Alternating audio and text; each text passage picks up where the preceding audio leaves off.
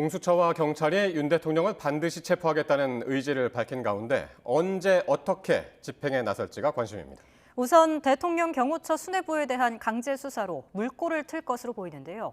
경호처는 관저 경계를 강화하며 결사항전 태세를 고수하고 있습니다. 부장훈 기자입니다. 경찰 특별수사단은 박종준 경호처장에게는 10일, 김성훈 경호처 차장에게는 11일 오전 10시까지 나와 조사받으라는 3차 출석 요구서를 보냈습니다. 경찰 입장에서는 경호처 수뇌부인 이들이 세 번째 출석 요구에도 불응하면 강제 수사에 나설 명분을 갖출 수 있습니다. 이들에 대한 체포영장 집행을 위해 관저에 진입한 뒤 동시에 윤 대통령 체포를 시도하거나 경호처 수뇌부를 먼저 체포해 지휘 공백을 만든 뒤 관저에 다시 진입하는 방법이 거론됩니다. 앞서 경호처는 경호법을 근거로 대통령에 대한 체포영장 집행을 저지했지만 경호처 간부들에 대해서는 강제 수사를 막을 근거가 없습니다.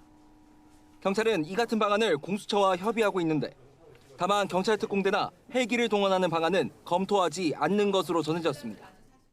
언론에 보도되는 경찰 특공대, 장갑차, 헬기 등 동원은 전혀 검토한 바는 없고 소설 같은 얘기다라고 대답을 했습니다. 이런 가운데 경호처는 결사항전 태세로 관저를 사수하겠다는 입장입니다.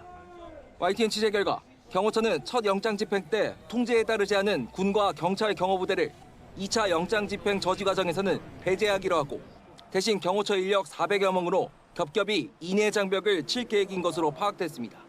경호처 내부적으로는 대통령 경호는 경호처의 존재 이유인 만큼 탄핵이 결정되지 않은 상태에서 영장 집행에 따를 수 없다는 분위기가 있는 것으로 전해졌습니다. 총기 등 화기 사용에 대한 구체적인 지침은 내려진 게 없는 것으로 알려졌는데 경찰 특공대 등 특수부대가 동원될 경우 맞대응에 나서며 대규모 무력 충돌 우려도 나옵니다. YTN 부장원입니다.